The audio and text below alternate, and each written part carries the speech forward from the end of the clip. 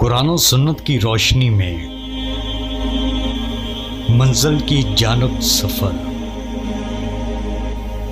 قاری محمد حنیف ڈار کے ساتھ۔ الحمد للہ وحدہ والصلاة والسلام علی من لا نبی بعدہ، اما بعد فاعوذ باللہ السمیع العلیم من الشیطان الرجیم، بسم اللہ الرحمن الرحیم۔ افرأیتم ما تمنون اانتم تخلقونہ ام نحن الخالقون۔ صدق اللہ العظیم۔ رب اشرح لی صدری ویسر لی امری واحلل عقدۃ من لسانی یفقہوا قولی، آمین یا رب العالمین۔ ہم اچھی طرح جانتے ہیں کہ سوال جو ہے وہ علم کا دروازہ ہے۔ جو بھی ہم پڑھتے آئے ہیں، چاہے وہ اردو، انگلش، عربی، اسلامیات، مطالعہ پاکستان، کچھ بھی ہے، اس میں ایک مضمون ہوتا ہے، وہ پڑھایا جاتا ہے، اس کے بعد 5-7 سوالات ہوتے ہیں، وہ علم کا ذریعہ ہوتے ہیں کہ آپ نے اس مضمون میں سے سیکھا کیا ہے، کتنا کنزیوم کیا آپ نے اس میں سے۔ لہذا وہ سوال پلٹا پلٹا کے ہمیں واپس اس مضمون پہ لے کے جاتے ہیں کہ ہم ان کا جواب ڈھونڈیں، اور یوں وہ ہمارے اندر راسخ ہو جاتا ہے۔ یہ دین میں بھی اسی طرح ہے۔ سوال کوئی بری چیز نہیں ہے، یہ اسی طرح ہے جس طرح ایک ڈیم سے سمجھ لیں کہ نہریں نکالنا۔ آپ نے علم کا ایک ڈیم بنایا اور اسی پہ خوش ہیں، اور صبح و شام ایک کنارے پہ کھڑے ہو کے دیکھتے ہیں کہ اتنا پانی کھڑا ہے اور فلاں ڈینگے، لیکن اس کا فائدہ کوئی نہیں جب تک کہ اس کو استعمال کرنے کا کوئی طریقہ نہ ڈھونڈا جائے۔ اس میں آپ پھر ٹربائن جس کے نیچے لگاتے ہیں، بجلی گھر بناتے ہیں، بجلی پیدا کرتے ہیں، یہ ایک فائدہ ہو گیا۔ پھر وہاں سے وہ جاتا ہے اور نہروں میں، اور پھر وہاں سے جاتا ہے کھالوں میں، اور پھر وہاں سے کھیتوں میں جاتا ہے، زراعت ہوتی ہے۔ اسی طرح سوال کرنے والا اصل میں عالم کی ڈیم میں سے نہر نکالنا چاہتا ہے تاکہ عامت الناس جو ہے وہ اس سے استفادہ کریں۔ یہ اس کا احسان ہے سوال کرنے والے کا، ورنہ کبھی پلٹ کر دیکھنا نصیب ہی نہیں ہوتا۔ آپ نے جو پڑھا اس پہ آپ نے وہی آپ نے لکھ دیا، بغیر سمجھے لکھ دیا اور نمبر لے لیا آپ نے، اور پھر جب آپ وہاں سے ڈگری لے کر نکلے اور آپ مسجد میں پہنچے اور کسی نے سوال کر دیا تو پتہ چلا کہ بھئی یہ تو ہم نے سوچا ہی نہیں۔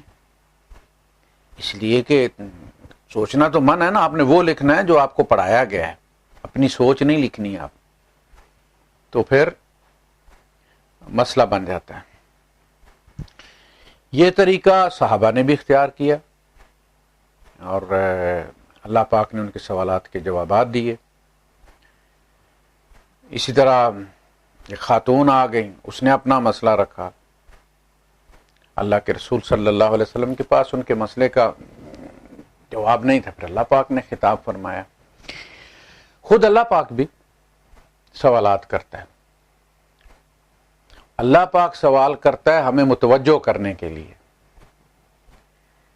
کہ ذرا ادھر بھی نظر کرو، اس کو دیکھو۔ انسان اور حیوان کے درمیان اصل میں فرق کسی کا ہے؟ حیوان میں سوال نہیں اٹھتا، انسان کے اندر سوال اٹھتا ہے، اور اس سوال کے جواب کے لیے اللہ پاک اسے پلٹا پلٹا کر پھر مین مینیو پر واپس لے کر جاتا، وہاں جاؤ، وہاں سے شروع کرو، وہاں سے تمہیں خدا ملے گا۔ تو سوال کرنا کوئی بری چیز نہیں ہے۔ میں نے جو بھی ہم 20-25 سال جو ہے وہ جو پڑھتے رہے اور جو سنتے رہے وہی ہم نے آگے آپ کو آڈیوز میں بھی اور ویڈیوز میں بھی پہنچایا، اور پھر سوشل میڈیا آ گیا اور سوال کھڑے ہونا شروع ہو گئے، اور پھر ہمیں ان سوالات کے جوابات کے لیے پلٹ کر پھر جانا پڑا، اور پھر ری وزٹ کیا ہم نے۔ یہ جو سوال کرنے والا ہے نا، اصل میں یہ ریورس انجینئرنگ کرتا ہے. یہ آپ کو علم کی وادیوں میں دوبارہ دھکا دے دیتا کہ جاؤ وہاں سے پھر واپس پلٹ پلٹ پلٹ پلٹ کے جہاں سے شروع کیا تو وہاں جاؤ، میرے سوال کا جواب ڈھونڈ کر لاؤ. اس لحاظ سے جو سوال کرنے والے ہیں ان کا زیادہ احسان ہے ہم پر بنسبت ہم جواب دینے والوں کا. ہمارا جواب مر جاتا اگر ان کا سوال نہ ہوتا، ہم قبر میں لے کر جاتے اور اللہ پاک کے سامنے اس کا حساب دینا پڑتا کہ یہ جواب دنیا میں درکار تھا لوگوں کو اور تم اب جو ہے وہ نہیں دے پائے. تو ان کا احسان ہے، اگرچہ وہ ملحدین ہوں. ان کے سوالوں نے ہمیں اصل میں وہ آئینہ دکھایا ہے کہ جس میں ہمیں حقائق نظر آئے ہیں کہ ہم ایک نقطۂ نظر سے دیکھ رہے تھے ایک چیز کو اور سمجھتے تھے کہ یہی دنیا ہے، لیکن پتہ چلا کہ نہیں، لوگ ایسے بھی سوچتے ہیں. ہمارے بیان کردہ واقعے کو جس کو ہم فضیلت کے طور پر بیان کر رہے ہوتے ہیں، اصلاً اس کے پیچھے توہین ہوتی ہے اور ہمیں پتہ ہی نہیں ہوتا، کیونکہ ہم اس طرف سے سوچ نہیں رہے ہوتے نا، اس زاویے سے ہم سوچتے نہیں ہیں. وہ جنہوں نے اس پہ سوچا اور اگرچہ بطور طعن، بطور اعتراض، بطور عیب ہمارے سامنے اس کو رکھا، لیکن اس نے ہماری آنکھیں کھول دیں کہ یہ بات جو ہے یہ کیا واقعہ نبی کریم صلی اللہ علیہ وسلم یا کسی اور رسول کے بارے میں کہی جا سکتی ہے. کوئی رسول ایسے بھی ہوتے ہیں. تو اس طرح پھر ہم نے صفائی شروع کی، ہم نے اپنی ڈی فلٹریشن کی اور سب کچھ بدل گیا. اب لوگ کہتے ہیں آپ نے فلاں سن میں یہ لکھا تھا اور فلاں سن میں آپ نے یہ، آپ کی آڈیو میں یہ ہے اور ویڈیو میں. اور بھائی صاحب جو اب کہہ رہا ہوں اسے آپ سنیں. لیٹسٹ وہ جو تھا وہ سنا سنایا تھا.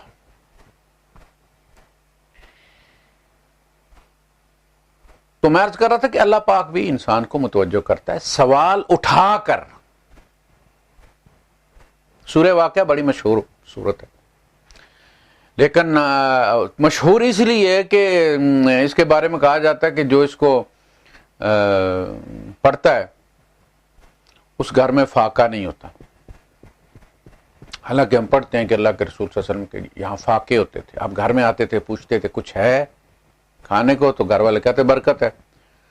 تو آپ فرماتے کہ میں روزے سے ہوں، میں نے روزہ رکھ لیا. یعنی بجائے اس کے کہ اس فاقے کو ضائع کیا جائے، اس کو روزے میں کنورٹ کر لیا جائے.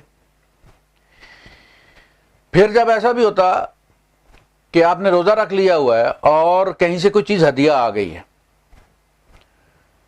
تو آپ نے فرمایا کہ بھئی توڑ دو. گھر والوں کو بھی کہا کہ روزہ توڑ دو، اپنا بھی توڑا اور پھر وہ پکایا اور کھایا.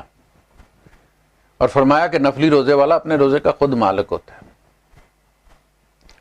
صبح سے شام تک جو پابندی تھی وہ فرض روزے کی تھی، رمضان کے روزے کی تھی.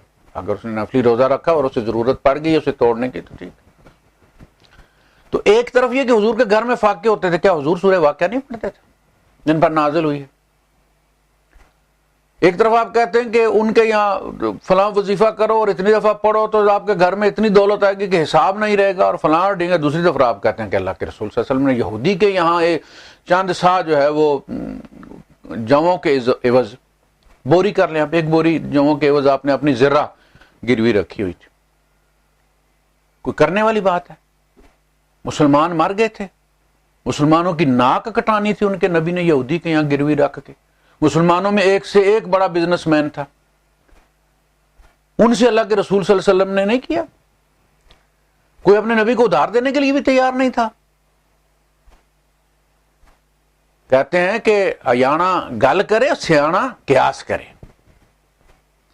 یہ انہوں نے گڑی ہیں جنہوں نے مسلمان کہ جی ابو بکر صدیق رضی اللہ عنہ اتنے امیر تھے، عبد الرحمن ابن عوف رضی اللہ عنہ اتنے امیر تھے، 6000 غلام آزاد کیا، حضرت عائشہ صدیقہ رضی اللہ عنہ 4000 غلام آزاد کیا، فلاں نے اتنا آزاد کیا، فلاں نے اتنا آزاد کیا. لیکن آپ یہ کہتے ہیں کہ آپ کے نبی کی ذرہ جو ہے وہ ان کے وصال کے بعد چھڑوائی گئی یہود سے، ان کے یہاں گروی رکھی ہوئی تھی. گروی رکھنی تھی تو مسلمانوں سے ویسے بھی حضور قرض لے رہا. النبی اولی بالمؤمنین من انفسہم.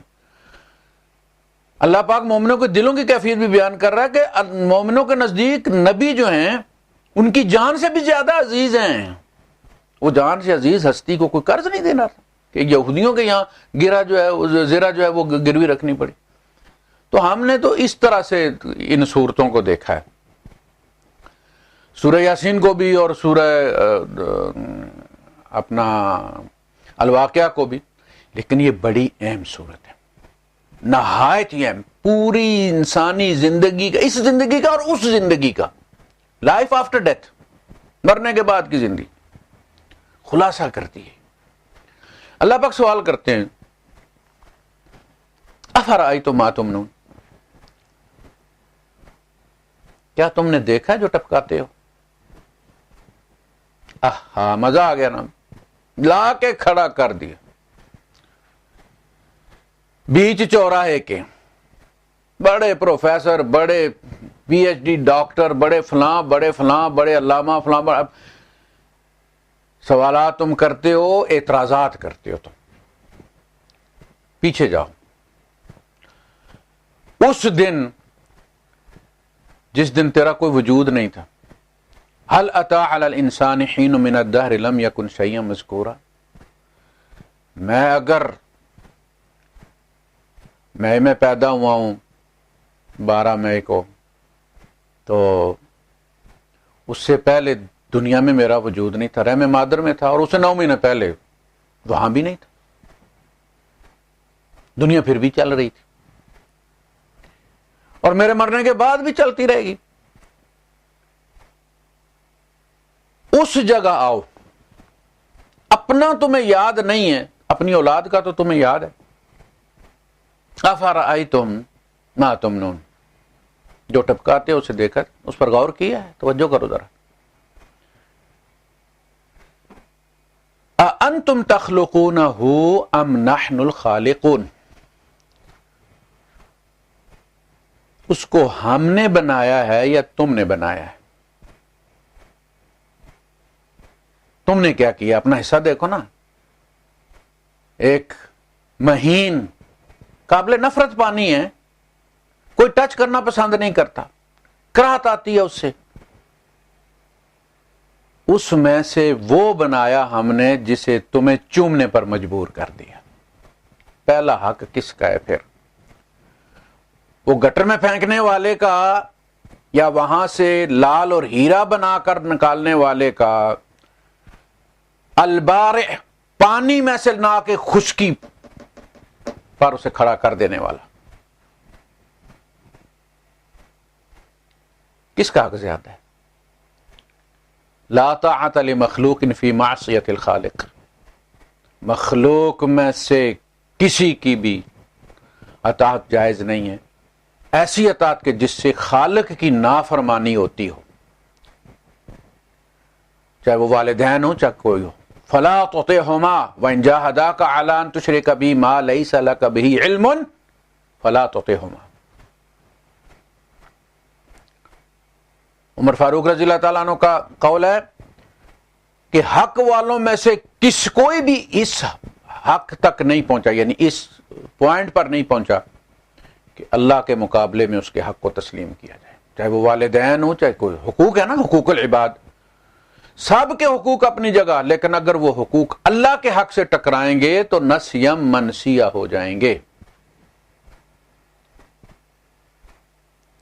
ان کی کوئی حیثیت نہیں رہے گی. انتم تخلقونہ، کیا تم اس کو تخلیق کرتے ہو؟ ام نحن الخالقون. تو ظاہر ہے جواب تو پلٹ کر یہی آتا ہے نا کہ میری اولاد پر نہیں، میرے اوپر بھی اللہ پاک تیرا سب سے بڑا حق ہے. میں تجھے سوچوں، میں تیری اطاعت کروں، میں تیری رضا کی فکر میں رہوں، میں تیرے غصے اور ناراضی سے ڈروں، میں تجھے ناراض کرنے سے احتیاط کروں. تیرا حق ہے نا. بیوی کے لیے ہم سوچتے ہیں اس چیز سے اس کا موڈ آف نہ ہو جائے. کبھی یہ بھی غور کیا ہم نے کہ میرا یہ رویہ، آپ کو پتا ہے آپ کے پڑوس میں بیماری ہے اور آپ کو پتا کہ اس کے پاس کھانے کو کچھ نہیں ہے تو دوائی کے لیے کہاں سے ہوگا، اور آپ کے پاس ڈھیروں پیسے پڑے ہوئے ہیں، اور آپ صرف اسے پوچھ کے چلے جاتے ہیں ماسی جات کا نا کیا حال ہے, ماسی یعنی بس پتر اللہ نے فضل ہے, بس آرام ہے نا. وہ بہت آرام, کہاں آرام ہے نا, آرام یہ ہے کہ کوئی پیسے نہیں ہیں. آپ جائیں, آپ جا کے اس کے دیں نا 2-4 ہزار 5,000 روپیہ اس کو پکڑائیں, پھر دیکھیں کیا ہوتا ہے. اس وقت انسان اللہ کی نظروں سے گر جاتا ہے. اور یہ گرنا آسمان سے زمین پر گرنا ہے, کوئی معمولی گرنا نہیں. کوشش کرنی چاہیے کہ وہ رویہ کوئی دیکھے نہ دیکھے, کوئی آپ کو جانے نہ جانے آپ کون ہیں, لیکن کبھی وہ رویہ اختیار مت کریں کہ جس کی وجہ سے آپ اللہ کی نظروں سے گر جائیں. ایسا رویہ اختیار کریں کہ اللہ پاک یباہی بہ الملائکۃ, اللہ پاک اپنے فرشتوں کو بلا کے فخر کرے, آؤ بھائی یہ دیکھو جس پہ اعتراض ہوا تھا تمہاری طرف سے آج کیا ہو رہا ہے. یہ جب سوچ آپ کی بن جائے گی نا, میرا رب اس بارے میں کیا سوچے گا, میں یہ جو بات کرنے جا رہا ہوں, میں یہ جو گالی دینے جا رہا ہوں, میں جو یہ زیادتی کر رہا ہوں, میں یہ جو اونچا اونچا بول رہا ہوں, اس پر رب کا رد عمل کیا ہوگا. اللہ پاک نے فرمایا کہ اپنی آواز واغضض من صوتک, آواز کو دھیما رکھا کرو.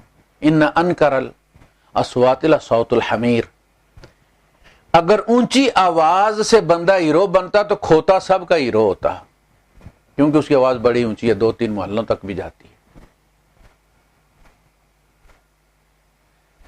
تو سوال وہی ہے, کس نے پیدا کیا, کس کا حق زیادہ ہے. نحن قدرنا بینکم الموت وما نحن بمسبوقین, ہم نے تمہارے درمیان موت مقدر کر دیا, تمہیں مرنا ہے, تمہیں مرنا ہے, چاہے تم اسپیشلسٹ ہو اور ہر عضو کے تم اسپیشلسٹ ہو, اس کے باوجود تمہیں مرنا ہے. یہ ہم نے طے کر دیا ہے, قدرنا. وما نحن بمسبوقین, کوئی ہم سے آگے نہیں گزر سکتا, آگے نہیں بڑھ سکتا کہ نہیں جی میں نے نہیں مرنا. واکنگ شاکنگ جو بھی ہے, بڑی ترقی کی اس نے, بڑی سوچ سوچی ہے اس نے, بڑا فلاں کیا اس نے, مرا ہے کہ نہیں مرا. وما نحن بمسبوقین. اچھا اسی طرح افرأیتم ما تحرثون, وہ جو تم بوتے ہو اسے تم نے دیکھا ہے, جاتے ہو بورا لیا جناب علی, وہ میڑا مارا, اس میں ہل چلائی, اس میں جو ہے وہ بیج ڈالے, کھاد ڈالی, سارا کچھ کر کے اپنے ہاتھوں وہ 2-4 بوریاں جو بھی ہیں تم وہاں گنوا کے آ جاتے ہو, اور اب منہ اٹھا کے دیکھتے ہو.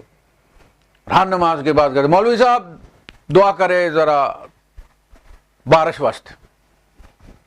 بات تو دعا تک ہی آ گئی نا, درخواست ہی ہے نا, نہ قبول کرے تو تم کیا بگاڑ سکتے ہو کچھ اللہ کا. پھر بارش بھیجتا ہے. تصریف الریاح, آپ نے غور کیا ہے کہ جب کوئی چیز روٹیٹ کر رہی ہوتی ہے تو ہوا اس کے باہر اس رخ سے جائے گی نا, اگر وہ اس طرح سے روٹیٹ کر رہی ہے اینٹی کلاک وائز, ہمیشہ ایسے چلے گی. آپ بس میں جا رہے ہیں, بس آگے جا رہی ہے تو ہوا پیچھے جائے گی, اور بس 1000 کلومیٹر بھی چلی جائے ہوا پیچھے ہی, ایسا نہیں کہ تھوڑی دیر کے بعد ہوا پیچھے سے آگے آنا شروع ہو جائے, نہیں. لیکن یہ زمین کی روٹیشن کیسی ہے, ہوا سادہ ایک رخ پہ کیوں نہیں چلتی, کیوں کبھی ادھر آتی ہے, کبھی ادھر جاتی ہے, کبھی مشرق, کبھی مغرب, کبھی شمال, کبھی جنوب. یہ کون ہے جو ان کو پھیرتا ہے, ہواؤں کو کس سسٹم کے تحت پھیرتا ہے. وتصریف الریاح والسحاب المسخر بین السماء والارض, زمین و آسمان کے درمیان مسخر. تو پھر وہ برساتا ہے, اس کو برساتا ہے, اور وہ تمہاری وہ جو تم نے دی ہوتی ہے وہ گل سڑ جاتی ہے, اس میں سے پھر اللہ نکالتا ہے اور ایک کے 700 دیتا ہے, اور پھر بوریاں بھر کے تم گھر لاتے ہو, اس میں سے وہ کہتا ہے 9 ٹوپے تمہارے 1 ٹوپا میرا. جو پانی خرید کے زراعت کا لگاتے ہیں ان کو کہتا ہے 19 ٹوپے تمہارے 20واں میرا. یہ دیتے ہوئے بھی تکلیف ہوتی. افرأیتم الماء, یعنی اللہ پاک یہ کہتا ہے وَلَوْ نَشَاءُ, اگر ہم چاہیں تو ہم اس کھیتی کو حطامن لجعلناہ حطامن، ہم اس کو کچرا بنا دیں، بس بنا دیں ان کو، اور تم پھر بیٹھ کے بس باتیں کرو. فظلتم تفکہون انا لمغرمون بل نحن محرومون، پھر تم بیٹھ کے جہاں بھی بیٹھو بس یہی بات کرو. کیا کہ یار میرے اوپر تو قرضہ ہی چڑھ گیا، چٹی چڑھ گئی ہے، وہ کھاد بھی ضائع ہو گئی ہے، وہ بیج بھی ضائع ہو گیا ہے، وہ ٹریکٹر کی جو تھی مزدوری دی تھی وہ بھی پلے پڑ گئی ہے. انا لمغرمون، ہم تو دب گئے ہیں قرضے کے نیچے، چٹی پڑ گئی. اور بل نحن محرومون، ککھ نہیں رہا بھائی میرے پاس، سب کچھ ہی چلا گیا میرے ہاں. یعنی پھر تم جہاں بیٹھو کہانیاں ہی سناؤ، لیکن وہ تمہیں بھر کے بورے دیتا ہے، بھیجتا ہے، اور تم شکر نہیں کرتے. وہ کہانیاں جو تم اپنا رونا روتے اس کی بجائے اب شکر کے ترانے کہنے چاہیے تھے نا. مغرب کی نماز کا وقت تھا، نماز مغرب کی ابھی ہو رہی تھی، تو ادھر سے سخت بارش ہوئی، اور لوگ ڈال کے بیج تو بیٹھے ہوئے تھے اور بارش نہیں ہو رہی، تو سخت پریشان تھے کہ اگر 2-4 دن اور نہ ہوئی تو بیج ختم ہو جائے گا اندر ہی. تو ٹوٹ کر بارش ہوئی، اور مجھے بارش بڑی پسند ہے، بڑی پسند ہے. میں مبہوت ہو جاتا ہوں، کو پتہ نہیں کوئی نفسیاتی مسئلہ ہے، کھوڑا مجھے احساس ہی نہیں ہوتا کتنا ٹائم ہو گیا، پتہ نہیں کہاں کہاں خیال گھومتا ہے. لیکن یہاں بارش ہوتی نہیں. پاکستان گیا تھا، سنا کہ بھائی بارش ہوں گی آخری دنوں میں، وہ ہوئی بھی ایک بارش تو وہ رات کو ہی ہوئی. میں باہر نکل کے تو اب برآمدے میں کھڑا ہو گیا، کیا دیکھوں. تو جو ہی انہوں نے فرضوں کی نماز کا کیا اور سنتے پڑھی، تو میں نے ان سے کہا کہ بھائی صاحب یہ جو بارش ہوئی ہے، آپ لوگوں نے اس کے کوئی پیمنٹ کی تھی، کوئی پیسے جمع کروائے تھے کسی محکمے میں؟ سب حیران ہو کے دیکھنے لگے، اس کو کیا ہو گیا؟ مجھے جانتے ہیں، محلے کا ہوں، وہیں پیدا ہوں. بھائی اس نے مغز تو نہیں پھر گیا یار آج. اب میں نے کہا یار تو 2 نفل تم لوگ شکرانے کے نہیں پڑھ سکتے؟ بن اس نے تم سے پیسے لیے بغیر، بربادی ہو رہی تھی تمہاری، اسے ترس آ گیا اور نے جل تھل کر دیا. 2 نفل تم اس کے شکرانے کے نہیں پڑھ سکتے؟ میں نے بھی پڑھے، پھر سر اس پوری مسجد نے پھر پڑھے کہ یہ کیا کرو جب اللہ پاک کوئی احسان کرے، خوش ہو جاتا ہو، اس کی خوشی مطلوب ہے، نیکی بھی تمہیں مل جاتی ہے، شکر بھی ادا ہوتا ہے. اس کا وعدہ لئن شکرتم لازیدنکم، اگر تم شکر کرو گے یقیناً میں زیادہ دوں گا. خیر، افرأیتم الماء الذی تشربون، وہ پانی جو تم پیتے ہو، تم نے دیکھا ہے؟ بھائی دیکھتے ہیں تو پیتے ہیں، جانور بھی آ کے دیکھتے ہیں، دور دور سے چل کے آتے ہیں، ہم بھی پانی پیتے ہیں. لیکن انسان کو حیوان سے جدا وہ نظر، وہ بصیرت، وہ توجہ کرتی ہے کہ جو انسان سوچتا ہے وہ حیوان نہیں سوچتا.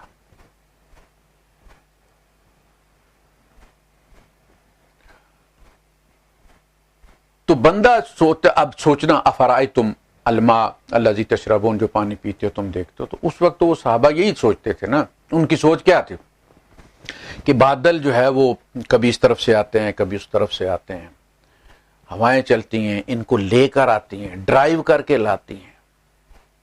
نسوق، سائق کہتے ہیں ڈرائیور کو، ساقہ یا سوق ہوتا ہے چلانا. تو اللہ فرماتا ہے ہم اس کو چلا کر لاتے ہیں، ڈرائیو کر کے لاتے ہیں. اور اب ہمیں پتہ چلا کہ تو پورا سسٹم ہوتا ہے، پھر بادل نہیں ہوتا، پورا سسٹم ہوتا ہے. اس کو بادل بھی آتے ہیں اس کو ٹریگر کرنے کے لیے، برسانے کے لیے سسٹم بھی اس کے ساتھ ہوتا ہے. اب صرف بلب گھر لے آئیں اور ہولڈر کوئی نہ ہو، پیچھے بجلی بھی کوئی نہ ہو، تو اس بلب کو دیکھنے سے کیا فائدہ؟ بعض بادل ایسے ہوتے ہیں جن کے ساتھ سسٹم نہیں ہوتا، بارش نہیں ہوتی. تو وہ یہی بس یہ دیکھتے تھے کہ، لیکن ہم تو یہ جانتے ہیں نا کہ یہ جو پانی ہے یہ بذات خود کوئی چیز نہیں، یہ تو 2 گیسیں ہیں، یہ ہائیڈروجن اور آکسیجن ملی ہوئی ہے، یہ H2O ہے، ایک دھماکے سے جلتی ہے، دوسری جلنے میں مدد دیتی ہے. آگ دونوں کو ملا کے اللہ پاک نے تیسری چیز بنا دی، پانی، اور یہ دونوں جدا ہو جائیں تو پانی ختم۔ جس طرح انسان کی روح اور بدن ملتا ہے تو نفس پیدا ہوتا ہے، وہ نفس جس کی ناک، جس کی انا، جس کی اکڑ، جو دعویٰ کرتا ہے پوسیسو موڈ کے اندر کہ یہ میری چیز ہے، میری زمین، میرا مکان، یہ کون کرتا ہے؟ یہ روح نہیں کرتی، یہ بدن بھی نہیں کرتا۔ اس لیے کہ جب اس میں سے روح نکل جاتی ہے تو بدن، میاں محمد صاحب نے فرمایا تھا کہ پیر پسار پیوں وچ ویڑے تے کتھے نہیں تیرے کر دے، پیر پسار پیوں وچ ویڑے کتھے نہیں تیرے کر دے۔ تو وہ جب اس پوزیشن میں بندہ ہوتا ہے تو کیا سچویشن ہوتی؟ کچھ بھی نہیں سوچ۔ تو پھر وہ نفس جو ہے نا، وہ جو اپنا قبضہ جمائے ہوئے ہے، اس کو کہا جاتا ہے نکل۔ وہ جب جدا ہوتی ہے روح تو نفس اسی طرح، ان دونوں کی جدائی سے نفس اسی طرح معدوم ہو جاتا ہے جس طرح ہائیڈروجن اور آکسیجن کے جدا ہونے سے پانی معدوم ہو جاتا ہے۔ پانی کیا ہے؟ ان دو گیسوں کا ملنا، ان دو گیسوں کا جدا ہونا پانی کی نفی ہے، ختم، پانی کوئی نہیں ہے۔ اور اسی لیے قیامت کے دن ان نفوس کو جوڑا جائے گا، پھر روح جڑے گی بدن کے ساتھ تو وہ نفس پیدا ہوگا کہ جس کے ساتھ جزا اور سزا کا معاملہ ہونا ہے۔ میرے بدن کو کوٹنے سے کیا فائدہ بیچارے کا؟ یہ تو ایک لاشا پڑا ہوا ہے بے جان، اس کو مارنے سے کیا ہوگا؟ میری روح کیا ہے؟ ایک سافٹ ویئر ہے، وہ کیا کر سکتی ہے بیچاری؟ یہ دو ملیں تو وہ پھر فرعونیت انسان کے اندر پیدا ہوئی ہے، جو کہتی ہے کہ انا ربکم الاعلی، جس نے اپنے آپ کو الہ بنا لیا ہے، ہر چیز میری ہے، فلاں بھی میری ہے، میری کانو میری میری کرنا ہے، ہمیں کفر دی بیڑی چڑھنا ہے، 2 گز دا کفن تو کھڑنا ہے، کس سے پایا نہ پایا، یہ بھی ان کی مرضی ہے، پتہ نہیں نصیب ہوگا نہیں ہوگا۔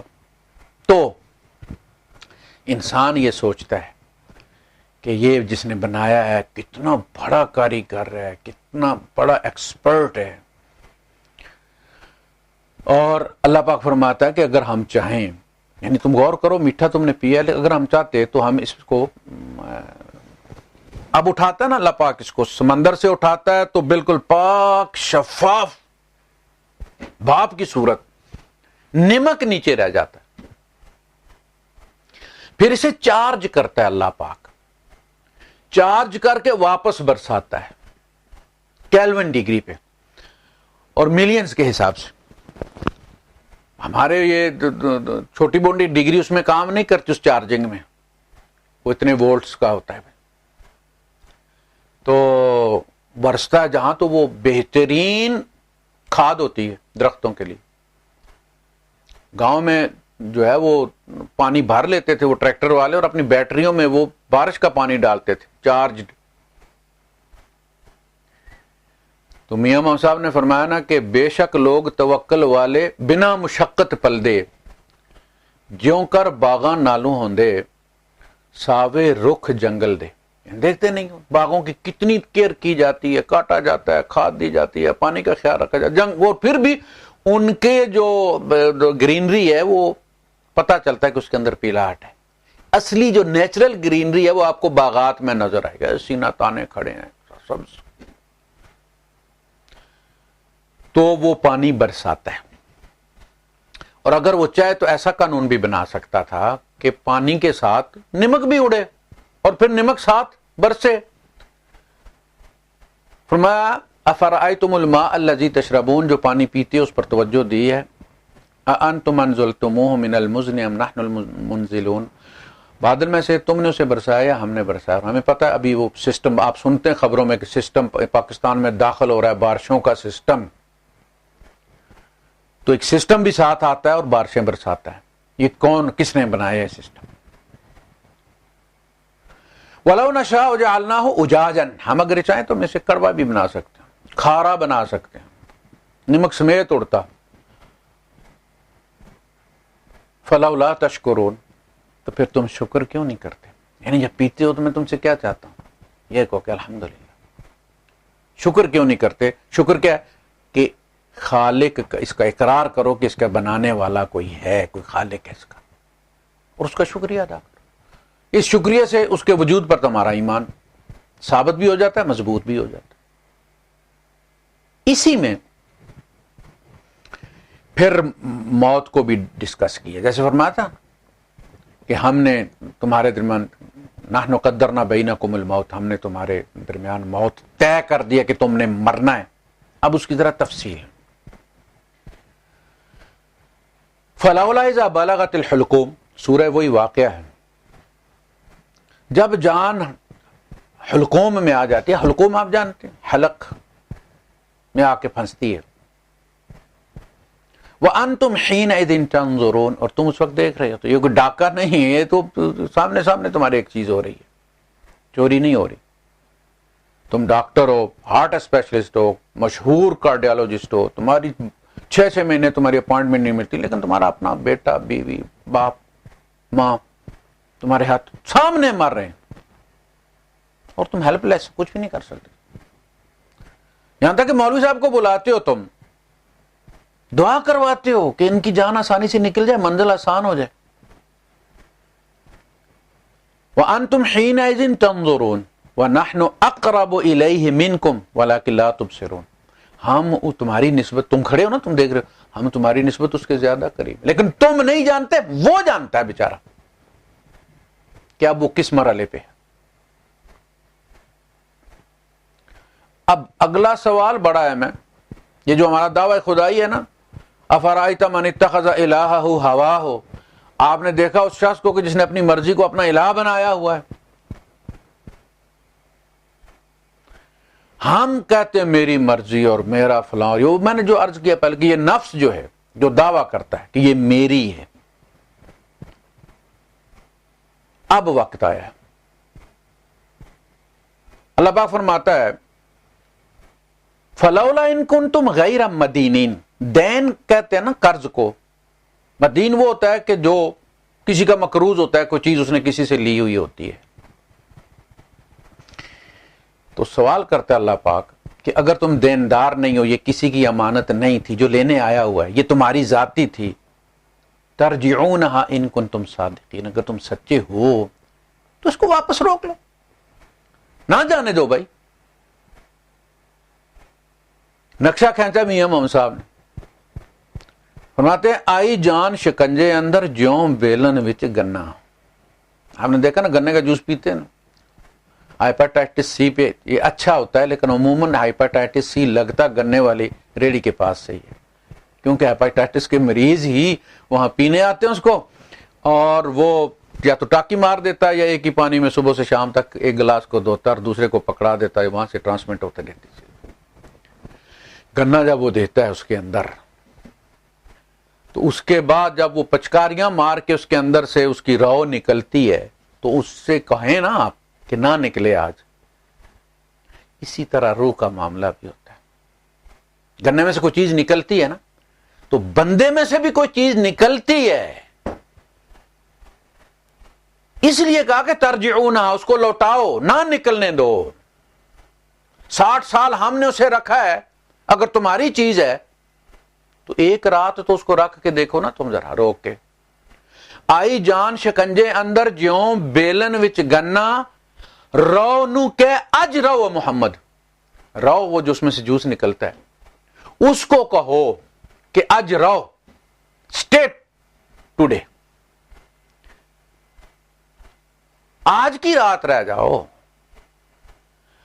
رو نو کہ اج رو محمد، اج رویں تا منا، آج رہ جاؤ تو ہم مانیں گے کہ تم اپنی مرضی سے رہتے ہو، تم اپنی مرضی سے جیتے تھے، زندگی تمہاری مرضی کی تھی۔ اور اگر یہ کسی کی مرضی کی تھی تو پھر کوئی تیاری کی ہے کہ اس کی مرضی کتنی پوری کی ہے؟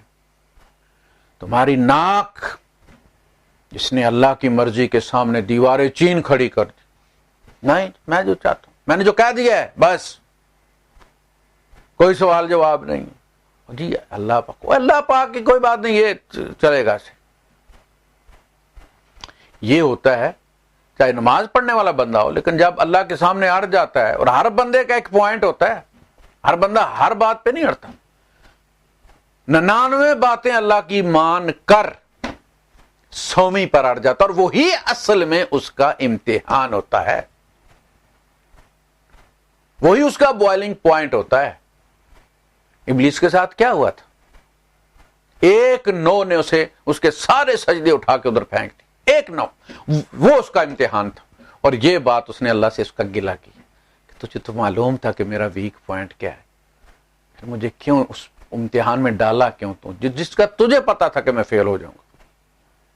بما اغویتنی، تو نے مجھے اس امتحان میں ڈال کے اصلاً پھسلا دیا ہے. ہم میں سے بہت سارے اس لیے نیک ہیں کہ اللہ پاک نے انہیں بچا کے رکھا ہے کسی ایسے امتحان سے. لیکن زندگی میں آتا ہے،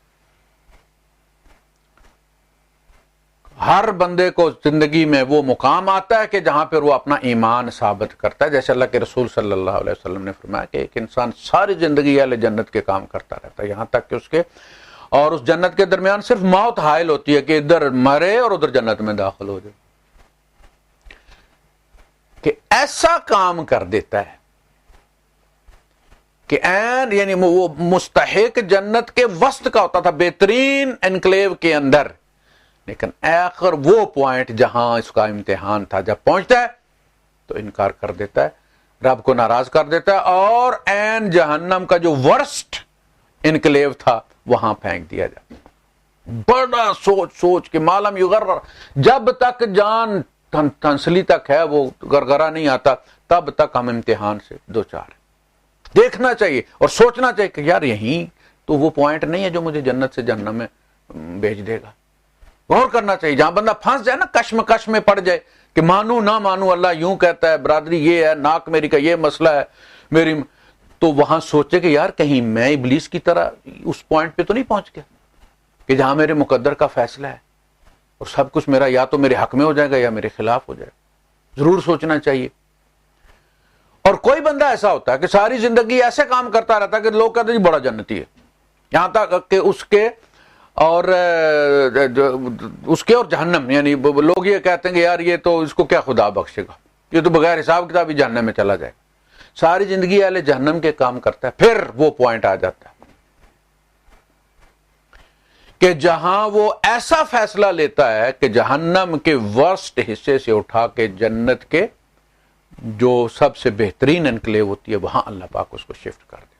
یہ جادوگروں کے ساتھ ہوا، فرعون کے جادوگروں کے ساتھ، کہ جب اس جگہ پہنچے اور حق ان پر واضح ہوا، اسی لمحے انہوں نے تسلیم کر لیا. ورنہ وہ چودراہٹ جو ہوتی ہے، ایک مولوی جانتا ہے کہ یہ جو سامنے والا بات کر رہا ہے اللہ کا حکم بھی یہی ہے، نبی کا حکم بھی یہی ہے، بات اس کی سچی ہے، حق اس کی بات میں ہے، لیکن یار میں اگر مان گیا تو وہ میری جو چودراہٹ ہے، بڑے بڑے مفتی صاحب، بڑے مناظر اسلام، بڑے جناب علی وہ فلاں تو وہ کہاں جائے گی؟ اب اس کے لیے کمزور دلیلیں ادھر سے یا وکٹیں اکھاڑ دینی، فساد مچا دینا تاکہ مناظرے کا فیصلہ نہ ہو. تو یہ ہوتا ہے وہ پوائنٹ کہ جادوگر پھنس سکتے تھے، اتنا ان کا مقام تھا، اتنی عوام میں ان کا شورا تھا کہ ان کو بادشاہ بلا رہا ہے. وہ بادشاہ جو خود کو خدا کہتا ہے، اس نے بلایا مقابلے کے لیے، اور لوگ اکٹھے کیے، اتنا اعتبار ہے ان پر اس کو. اور اس لمحے وہ سوچتے کہ ہماری ساری عزت مٹی میں مل جائے گی اگر آج ہم نے یہ تسلیم کر لیا کہ یہ موسیٰ اور ہارون ٹھیک کہتے ہیں. نہیں، انہوں نے سوچا، آپ دیکھیں ساری زندگی اہل کفر کی، ایک لمحہ آیا اور انہوں نے سر تسلیم خم کر دیا. آمنا برب العالمین، رب موسیٰ و ہارون، ہم ایمان لے آئے، سجدے میں چلے گئے، ساری اپنی جادوگری پھینک کر سر اللہ کے سامنے مٹی پر رکھ دیا. ہم تیرے بندے ہیں، تو ہمارا خود ہے. اس کے بعد اس نے بڑا ڈرایا، میں دائیں پائیں تمہارے ہاتھ پاؤں کاٹ کے تمہیں درخت کے تنوں کے ساتھ سولی پہ لٹکا دوں گا، وَلَا تَعْلَمُنَّ أَيُّنَا أَشَدُّ عَذَابًا وَأَبْقَىٰ، اور تمہیں پتہ لگ جائے گا کہ موسیٰ کا رب زیادہ تکلیف دہ عذاب دیتا ہے یا میں زیادہ دیتا ہوں فلانا. تو انہوں نے کہا لَن نُؤْثِرَكَ عَلَىٰ مَا جَاءَنَا مِنَ الْبَيِّنَاتِ، ہمیں جو حق پہنچ گیا ہم اس پر تمہیں کبھی ترجیح نہیں دیں گے، کبھی نہیں. اِنَّا إِلَىٰ رَبِّنَا لَمُنْقَلِبُونَ، ہم اپنے رب کی طرف واپس جانے والے. اِنَّا إِلَىٰ رَبِّنَا راجعون، ہم اپنے رب کے پاس چلے. فَاقْضِ مَا أَنْتَ قَاضٍ، تو جو کر سکتا ہے تو کر لے. یہ وہ پوائنٹ تھا کہ جہنم کے بدترین حصے سے اٹھا کر جنت کے بہترین انکلیو کے اندر ان کو ٹرانسفر کر دیا. یہ ہم پر بھی آتا رہتا ہے، ہر بندے پر آتا ہے. جہاں اس کی نماز ہے اس کا سارا داؤ پر لگ جاتا ہے. یہ سانپ اور سیڑھی کا کھیل ہے کہ آپ اپنی نمازیں اکٹھی کرتے رہتے ہیں، عمرے اکٹھے کرتے رہتے ہیں، تلاوت اکٹھی کرتے رہتے ہیں، روزے اکٹھے کرتے رہتے ہیں، اور کوئی ایسا پوائنٹ آتا ہے کہ جہاں آ کے وہ نل اینڈ وائڈ ہو جاتے ہیں. لاؤ تم نے تو دعویٰ خدائی کر دیا، اب پیچھے کیا رہ گیا؟ تو کس خدا کی عبادت کرتے؟ وہ اللہ کے رسول صلی اللہ علیہ وسلم انسانوں کی بڑی ضرورت تھی اس وقت مسلمانوں کی. تو عقبہ، وہ جو بیعت عقبہ ہے، گھاٹی کے اندر جو چھپ کر بیعت لی گئی تھی، اس میں ایک بندے کے گلے میں تعویذ لٹکا ہوا تھا. تو اللہ کے رسول صلی اللہ علیہ وسلم نے باقی سے لے لی بیعت، غالباً وہ 12-13 آدمی تھے تو 11 سے لے لی، اس کی طرف ہاتھ نہیں بڑھایا. انہوں نے کہا کہ اللہ کے رسول یہ بھی بیعت کرنا چاہتا ہے. آپ نے فرمایا اس نے اپنا رب گلے میں لٹکایا ہوا، میں کس رب کے لیے اس کی بیعت لوں گا؟ اور پورے 4-5 ڈش اینٹینوں کی طرح ادھر لگے ہوئے ہیں، یہ خارش کا ہے، یہ دمے کا ہے، یہ فلاں کا تعویذ لٹکایا ہوا ہے. یار عقل کرو، وہ تو بچہ ہے، اس کا ایمان بھی تم پیدا ہوتے ہی تم نے اساس ہی اس کی شرک پر رکھ دی ہے، اس کے بھی جواب دے تم ہوگے. ہم رب اپنے اندر رکھتے ہیں، ہمیں ان چیزوں کی ضرورت نہیں ہے. ہم جہاں جاتے ہوا معکم اینما کنتم، ہمارا رب زندہ ہمارے ساتھ ہے، علی کل شیء قدیر ہے. اس کی کن نے کائنات کو تخلیق کیا، اس کی کن اس کو ختم کر دے گی اور اس کی کن ان کو پھر دوبارہ بنا کے رکھ دے گی. وہ خدا رکھتے ہو تم اور ڈرتے رہتے. گاڑی کے ساتھ کالا کپڑا تاکہ جی وہ کسی کی نظر، تو جوتا لٹکا دیا، کالی کٹوی کوٹھی کے اوپر لٹکا دی، اور پھر ہم کہتے کہ ہم مسلمان ہیں. ایمان اور توکل جوڑا ہے. اللہ کی قسم اگر اللہ پر توکل نہیں ہے تو ایمان نہیں. یہ جوڑا ہے بھائی، جس طرح نیگیٹو پازیٹو ہوتی ہے نا تاریں، دونوں ملتی ہیں تو پھر بلب جلتا ہے، اے سی چلتا ہے، فریج چلتا ہے. اسی لیے جب آپ دعائے قنوت پڑھتے ہیں تو کیا کہتے ہیں؟ وَنُؤْمِنُ بِكَ وَنَتَوَكَّلُ عَلَيْكَ وَنَتَوَكَّلُ عَلَيْكَ، ہم تجھ پر ایمان رکھتے ہیں اور اس کا ثبوت یہ ہے کہ ہم تجھ پر توکل کرتے ہیں، اور جب توکل نہیں کرتے تو ایمان بھی کوئی نہیں.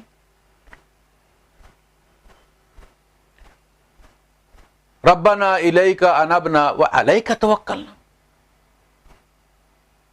تجھ پر ایمان لائے، تیری طرف متوجہ ہوئے، تجھ پر توکل کیا. توکل نام کس چیز کا ہے؟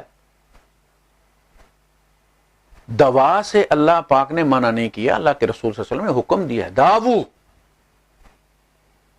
یا عباد اللہ، اللہ کے بندو، اللہ نے ہر مرض کی دوا پیدا کی ہے، تم دوا کھاؤ، یہ حکم ہے. لیکن توکل اللہ پر ہوگا. اس حال میں بھی دوا ہم کھائیں گے. عقل و توکل، اونٹ کے پاؤں باندھو اور اللہ پر توکل کرو کہ اللہ اس کو بھیڑیے سے بچا لے گا. کہ اللہ کے رسول میں اس کو توکل کر کے چھوڑ ہی کیوں نہ دوں؟ فرمایا وہ جو بھیڑیے صبح سے بیچارے نکلے ہوئے ہیں، وہ بھی اللہ پر توکل کر کے نکلے ہوں کہ رزق دے گا. وہ تمہارے توکل اور ان کے توکل کا تقابل ہو جائے گا. الجبرے میں آپ کاٹ دیتے ہیں نا، فرمایا اس کے پاؤں باندھ دو، اس کا عقل و توکل، پہلے اس کے پاؤں باندھ پھر اللہ پر توکل کر. تو یہ سوچ ہے، یہ سوالات ہیں جو اٹھا کر اللہ پاک ہمیں متوجہ کرتا ہے. وآخر دعوانا ان الحمد للہ رب العالمین.